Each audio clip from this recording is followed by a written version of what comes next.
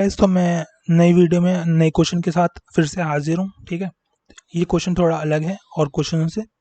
इसमें रेक्टेंगल की बात की गई है। ठीक है, इसमें कहा गया कि लेंथ ऑफ द रेक्टेंगल, ठीक है, इज इंक्रीज बाय इतना and breadth of the rectangle is decrease by इतना, तो परसेंट चेंज इन एरिया। तो यहाँ पे दो चीज बन जाएंगे, लेंथ का अलग और ब्रेथ का अलग। ठीक है, और एरिया इधर अलग। ठीक है, क्योंकि एरिया जो होता है वो length cross breadth equals to area होता है ना। इतना तो आपको पता ही होगा। तो इसमें पहले हम जो ये फ्रैक्शन पार्ट है ना उसको अलग से सॉल्व कर लेते हैं, कि ताकि साफ साफ लगे और आपको अच्छे से समझ में आए। ठीक है, तो सबसे पहले मैं इसको उठा के अभी के लिए डिलीट कर दे रहा हूँ।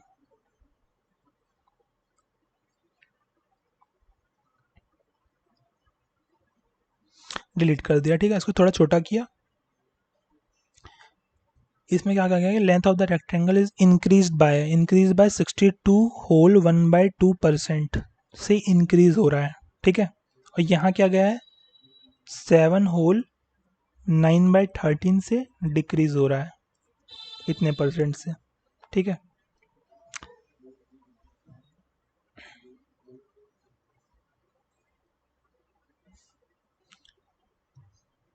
ये किसकी बात की गई है, लेंथ की, है ना। और ये यहाँ पे किसकी बात की जा रही है,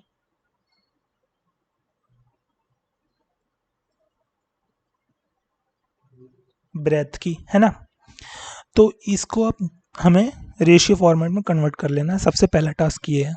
तो 62 टू जा 124 और +1 125 बाय 2, परसेंट का 1/100, है ना।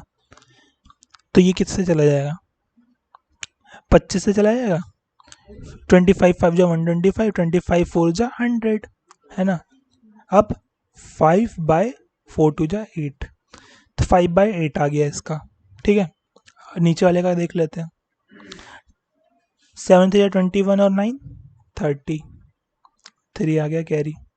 7 है 7 और 3 10, 100/13। परसेंट का मतलब 1/100, 100 से 100 गया, क्या आ गया 1/13, है ना। तो इसको भी हमने कर लिया, 1/13 आ गया, है ना। तो ये हो गया। अब इनका मतलब लिख लेंगे। मैं इसको थोड़ा नीचे कर देता हूँ ताकि जगह बन पाए।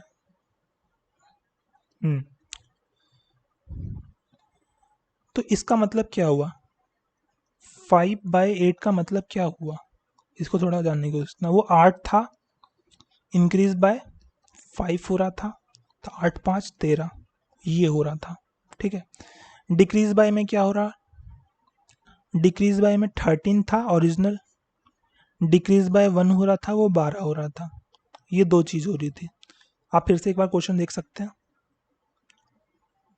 Length of the rectangle is increased by, length of the rectangle is increase by, ठीक है, और breadth of the rectangle is decrease by ये।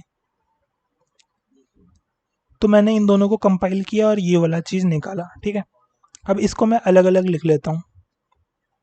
ठीक है, इसको मैं यहाँ पे अलग लिख लेता हूँ, यहाँ पे, यहाँ लिख लिया मैंने इसको, यहाँ ले आया और इसको यहाँ से हटाया, यहाँ ले आया, है ना। तो ये हमारा क्या था पार्ट, लेंथ का पार्ट था। दूसरे पेन से लिख लेता हूँ।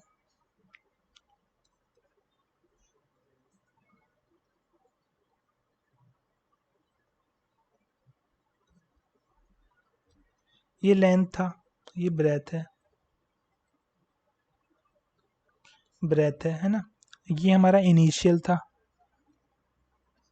ये हमारा फाइनल था। जब ये सब चीज़ हो गया, इंक्रीज डिक्रीज करने के बाद वाला पार्ट ये था, फाइनल वाला। उससे पहले का जो था वो ऐसा था। तो हमें क्या कहा गया है क्वेश्चन में, कि length of the rectangle is increase by this and breadth is decrease by ये। लेंथ इंक्रीज करा इतना, ब्रेथ किया इतना। ठीक है, तब जो है एरिया में क्या चेंजमेंट आया, तो find the change in area, initial से फाइनल जाने में। तो हमें क्या करना पड़ेगा, पहले इनिशियल का एरिया कैलकुलेट करना पड़ेगा ना। तो यहाँ पे एरिया निकाल लेंगे कि पहले क्या था। एरिया निकालने के लिए length into breadth equals to area होता है, सीधी सी बात है। तो 8 13 जा कितना हो जाएगा, यहाँ लिख लेंगे। तो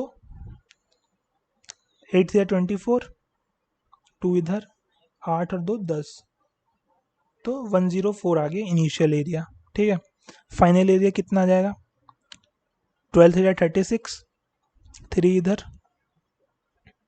3 इधर, 12 1 12 और 3 15, 156 है ना।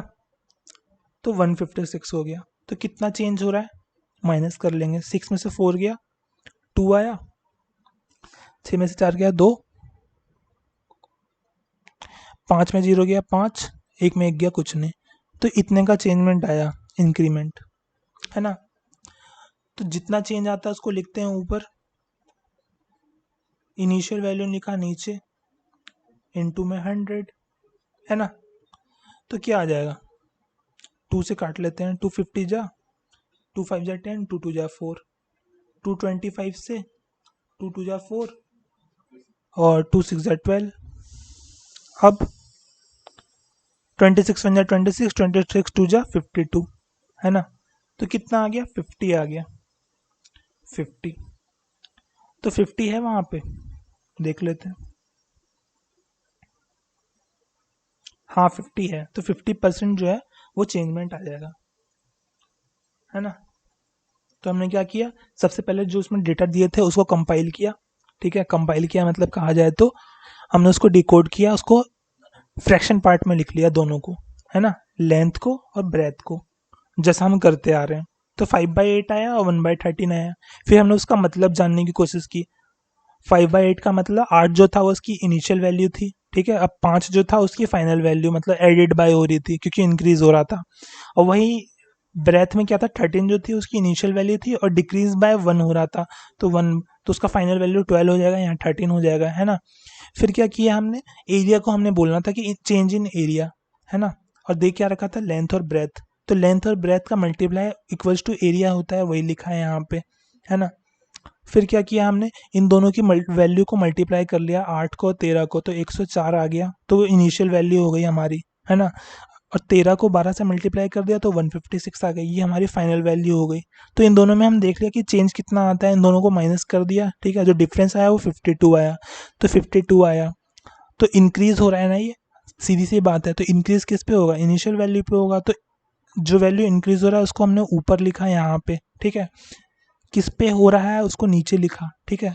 परसेंट निकालने के लिए 100 से मल्टीप्लाई कर दिया, इन दोनों को काटा पीटी कर लिया, तो 50% हमारा आंसर आ गया। और हमने ऑप्शन में देखा वो था और हमने लगा दिया।